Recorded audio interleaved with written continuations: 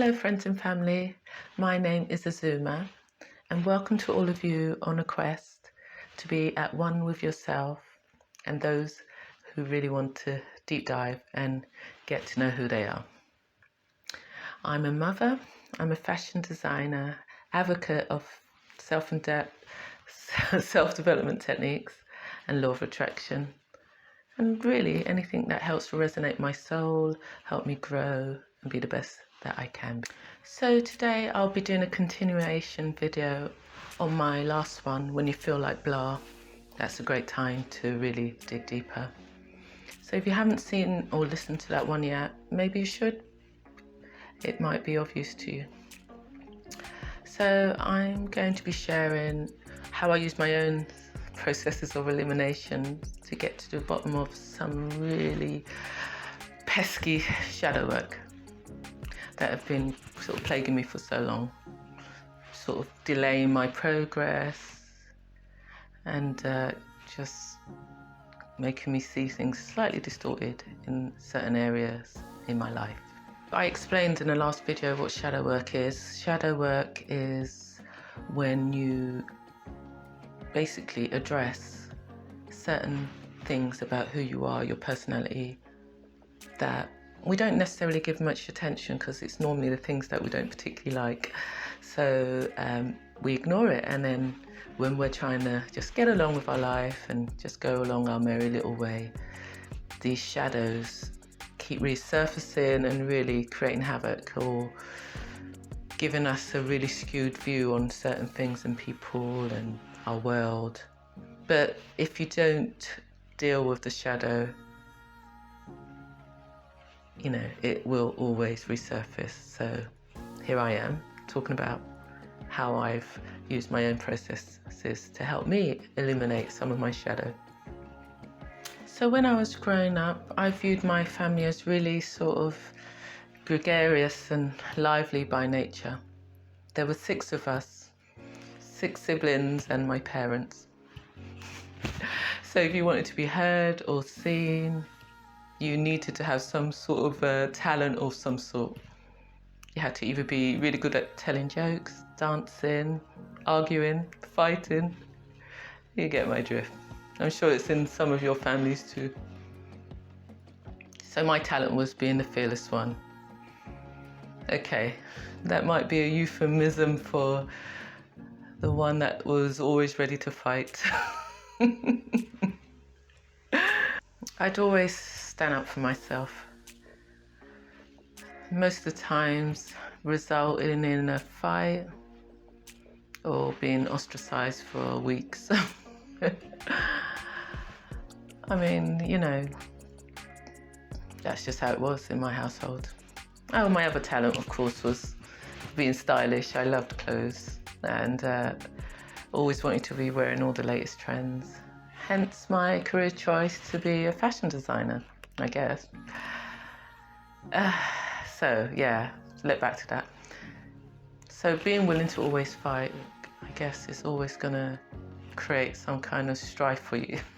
I had to learn the hard way, basically, you know. So of course, being always willing to fight for my cause meant I had to learn the hard way at times. And as a result, learned to adopt really thick skin. I mean, there were high stakes growing up in a large family, trying to be heard and seen.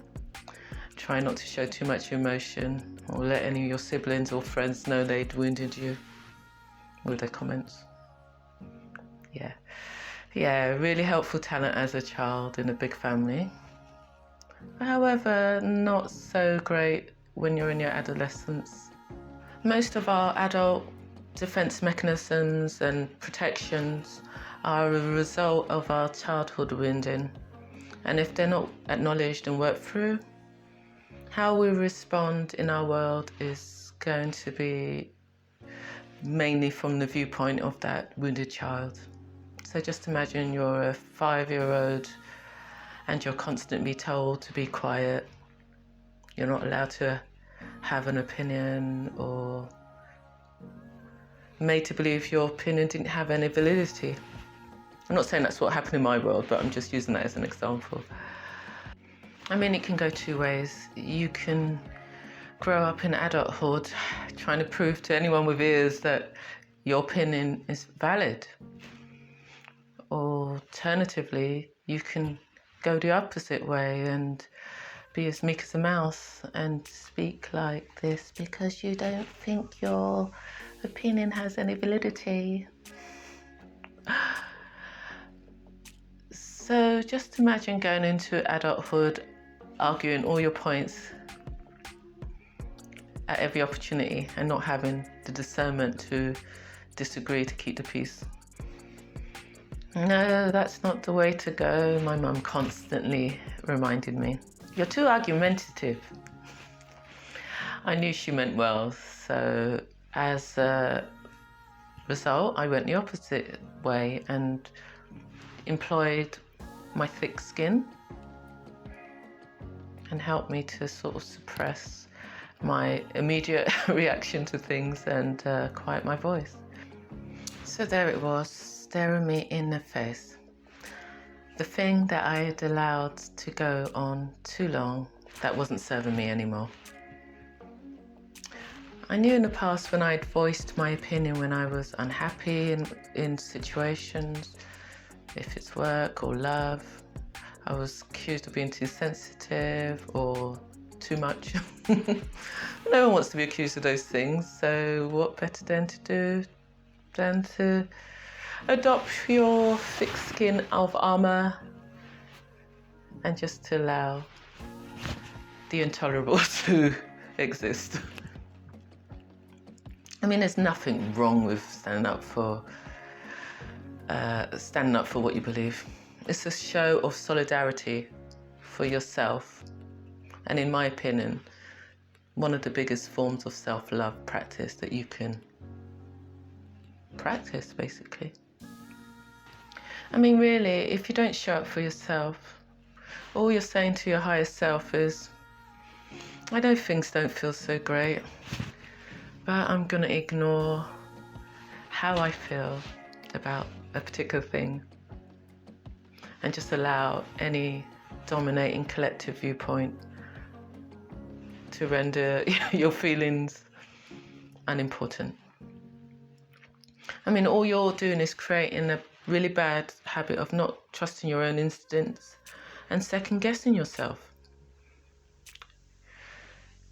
When you recognise things don't sit really that well with you and you choose to turn a blind eye and look away, I mean, what is the benefit? What can you get out of it if you really be honest with yourself? So just imagine you're starting to get an inkling of this, that you're repeatedly choosing to second guess your instincts because you know it's going to create discomfort for others around you. Or, just make situations a little uncomfortable. I mean, what do you do? I mean, that's the downside of being an empath, thinking of others and their welfare before your own. But yeah, all those things had to go. You should always be looking out for number one. You're the most important person in your life. And if that makes others uncomfortable because you're putting yourself first, that's not your issue, nothing to do with you. So we've all heard the saying, how someone acts towards you is more about them than you, right? But are you aware there's a flip side to that? If you care too much about something somebody says or how they behave towards you, this could be a slight mirroring of how you truly feel about yourself. I mean, this might be like a conscious or an unconscious thing. I know, it's a hard one to swallow. How many of you believe this is true? It took me a while to accept this one too. And it's by no means an easy feat to stop, reflect before you react to, how people behave. But if you can do that, then you can get answers a lot quicker without embarrassing yourself and creating havoc. Of course, if you have no reaction, there's no issues, and I don't think there's anything that really needs any attention. Nothing's been flagged up. However, if you leave the person or the situation and you just can't let it go and you keep playing it and over again in your head, you might have to do some soul searching. How many of us have really done that and really dissected situations to see if there's any truth in what I'm saying? I mean, it can always have the same effect from a positive perspective. So we're not just looking at it in a negative way. But, however, we don't tend to question when somebody acts lovingly toward us. We're not going to go away and think, oh, why was that person so lovely and nice to me? Yeah. That's mainly because, our true inner being is that love and happiness and caring. Therefore, it resonates easier with that being. Our brain has mirroring cells to enable us to reflect emotion, explains psychologist Ingrid Collins. That's why we cry when we watch a sad movie or have empathy for people.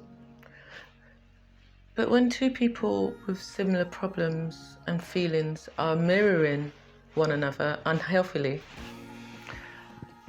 I suppose the closeness to that person re-stimulates, how we truly feel about ourselves. Thank you, courtesy of Psychology Magazine.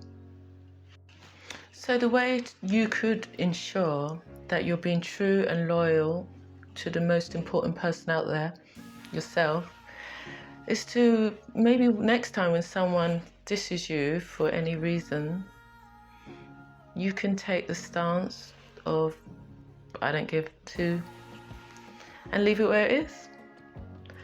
Or you could just sit with it for a while and ask yourself, is there any truth to this?